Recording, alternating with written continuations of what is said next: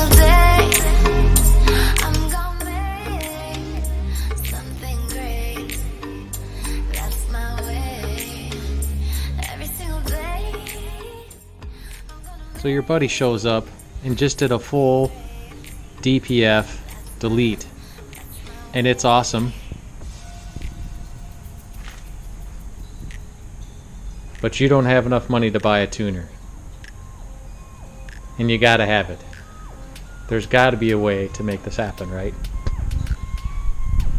Gonna head over to RaceMe Official.com.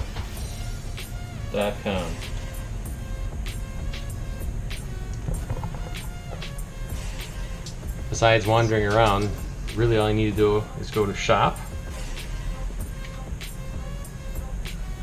and then scroll down on the shop page.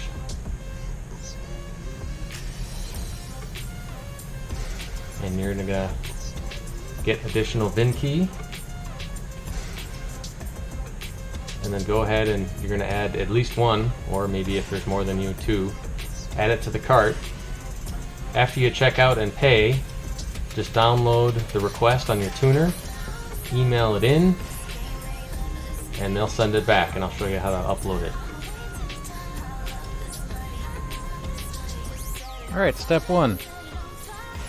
I recommend using a battery charger so you can maintain proper power during the install. Otherwise you can risk just some issues if you don't have enough voltage in your batteries. Step two, let's find the connection where we're going to connect into the wiring harness. I'm just going to go in and I'm going to point.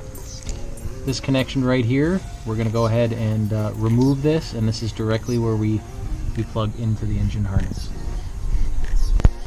Since we're not doing a full install, just using a VIN key, I'm only going to just insert the harness in. There is the removed harness. I had to cut the zip tie. And then I'm just going to run the cable around to the controller. Alright, don't have to show you, but obviously you want to plug the RaceMe Ultra into the OBD, and then I ran the cable from the engine just through the window into the main controller. Alright, to add the VIN license, make sure that you haven't plugged in the tuner until you have deleted the old request file and only have the new file in. Then plug it in for the first time and go into the tools, unlock codes, install unlock codes. Yes. I'm going to go back, and I'm going to go into information, and I'm going to go into license information. So, and I now have 2 extra because I bought 2.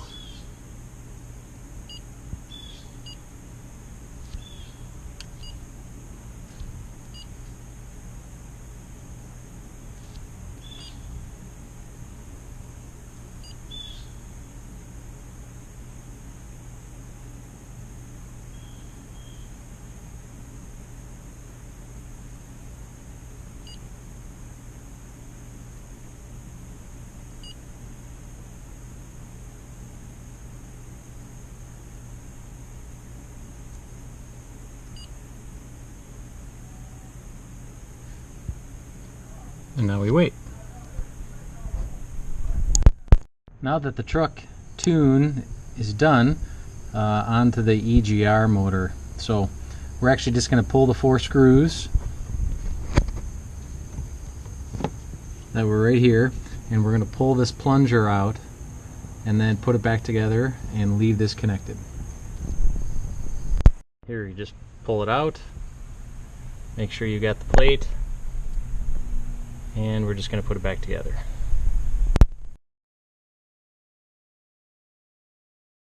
We're going to unplug the throttle valve connector.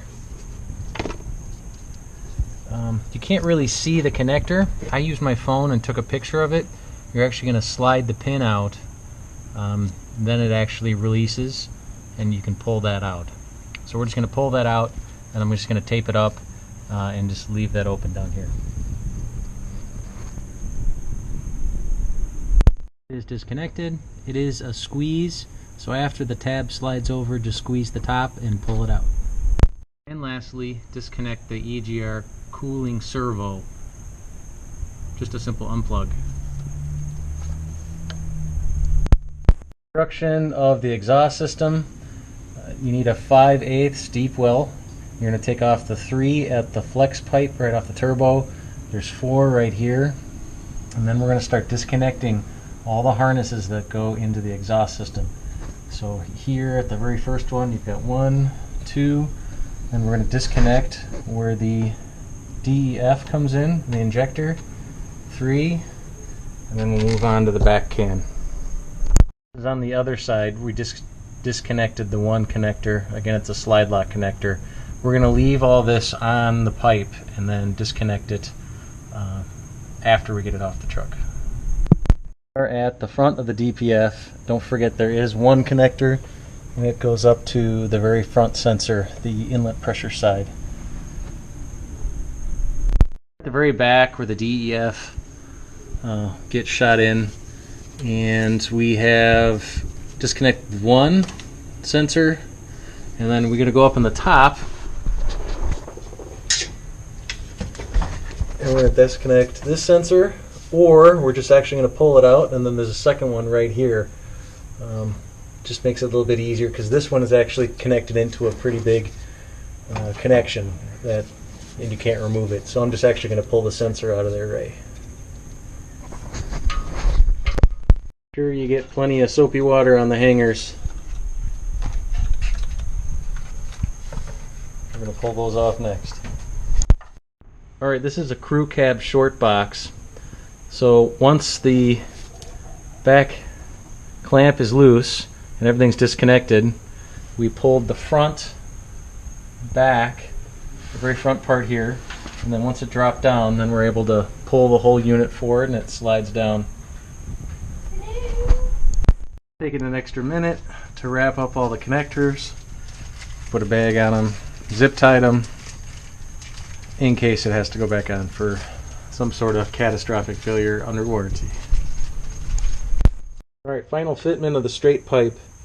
We found that the curve has to curve slightly upwards and not to have this hanger bracket on until the final fitment is done. We tried it spinning this way, we tried it spinning that way, but just coming back, tighten the very front at the flex pipe first, and then we came back, and then again pointing just a little bit upwards is where we got the exhaust to fit just right.